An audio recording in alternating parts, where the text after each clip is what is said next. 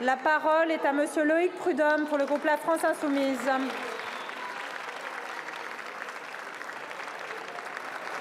Merci Madame la Présidente. Mesdames et Messieurs les ministres, l'inflation dépasse à ce jour 6%, mais sur les denrées alimentaires, c'est au minimum 12% et ce n'est pas fini. Il est bien évident que tout le contenu de nos assiettes n'arrive pas d'Ukraine, c'est donc bien la spéculation qui est responsable de cette situation. Et ce sont toujours les mêmes qui en tirent les bénéfices, ou plutôt, devrais-je dire, qui en tirent les dividendes avec votre bénédiction. Dans ce contexte, ce sont plus de la moitié des communes qui ont augmenté les tarifs des cantines scolaires de 5 à 10%. D'autres prennent sur leurs ressources propres pour maintenir des tarifs accessibles aux familles.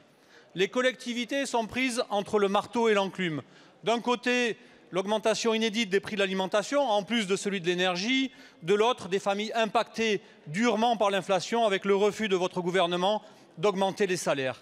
Cette réalité, ce quotidien, votre gouvernement le regarde les bras ballants, sans prendre une seule mesure de soutien, mais en continuant à pressurer les finances des communes.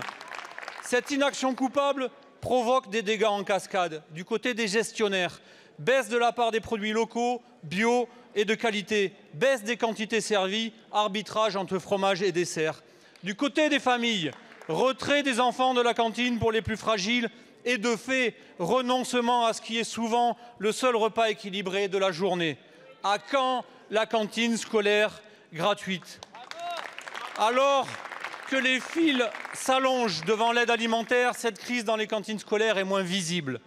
Allez-vous continuer à faire comme si elle n'existait pas? Ou allez-vous enfin débloquer en urgence 600 millions d'euros, soit à peine 1% des dividendes du CAC 40, vers les collectivités locales pour que nos enfants puissent manger correctement? Ou bien allez-vous encore dire aux Français et à leurs enfants qu'ils doivent se serrer la ceinture, mais cette fois au sens propre, quand d'autres sont obèses de leurs super profits? Je vous remercie. La parole est à Madame Caroline Cayeux, ministre déléguée chargée des collectivités territoriales.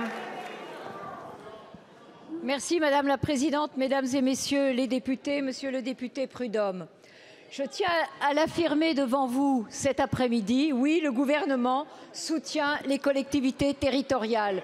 Les soutient face au prix de l'énergie, face à l'inflation, face aux nombreux défis qui les attendent. Le PLF adopté par l'Assemblée nationale est un PLF en faveur des collectivités. Concernant les cantines scolaires que vous évoquez, je tiens d'abord à vous rappeler que c'est une compétence des communes et qu'elles les gèrent et qu'elles ont le choix du mode de gestion. Toutefois, je voudrais vous dire que le gouvernement a mis en place des dispositifs ciblés dès le PLFR pour les communes fragiles, pour les aider pour les cantines scolaires, pour l'alimentation et pour l'inflation. Nous avons pris en compte ces coûts supplémentaires liés à ces dépenses. Et les services locaux de restauration verront leurs dépenses énergétiques soutenues à travers différents dispositifs à l'intention des collectivités, qu'il s'agisse du bouclier tarifaire ou qu'il s'agisse de l'amortisseur électrique. Et puis, nous poursuivrons avec mon collègue Pap Ndiaye nos actions en faveur des cantines. Les cantines à 1 €, les petits déjeuners gratuits à l'école primaire, la bourse et les fonds sociaux. Voilà ce que nous faisons, voilà ce que le gouvernement fait pour les collectivités.